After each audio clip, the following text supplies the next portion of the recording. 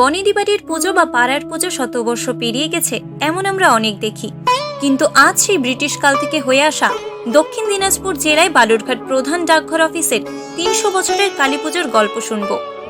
ভারত বাংলাদেশ সীমান্ত ঘেরা দক্ষিণ দিনাজপুর অবিভক্ত বাংলার দিনাজপুর জেলা নামে বলা হতো। সেই ব্রিটিশ পিরিয়ড থেকে হিন্দু সনাতন ধর্মের ডাককর্মীরা তান্ত্রিক মতে মায়ের আরাধনা করে আসছে। প্রচলিত আছে বলি প্রথা। মুখ্য ডাকঘর এই পুজো হয় দীপাবলির রাতে। বর্তমানে ভারতীয় ডাককর্মীরাই এই কালী মায়ের পুজো করে আসছেন। ৩০০ বছরের এই পুজো নতুনভাবে মন্দিরের রূপ পেলেও পূজার নিয়ম সেই তান্ত্রিক মতে থেকে গেছে, সাথে বলি প্রথাও।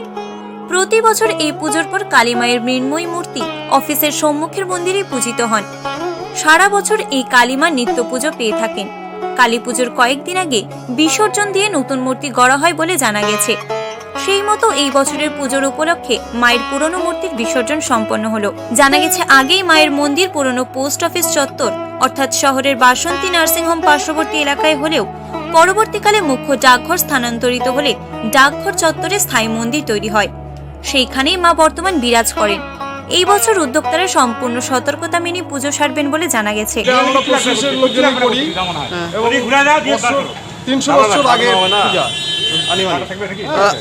সঠিক আমরা কেউ বলতে পারছি না, মোটামুটি কি নিয়মে পুজো হয়, কোন মতে পুজো হয়? এটা তান্ত্রিক মতে পুজো হয়। বলি আছে? হ্যাঁ, বলি আছে। দক্ষিণ দিনাজপুর থেকে হিটলার ভৌমিকের রিপোর্ট, দৈনন্দিন।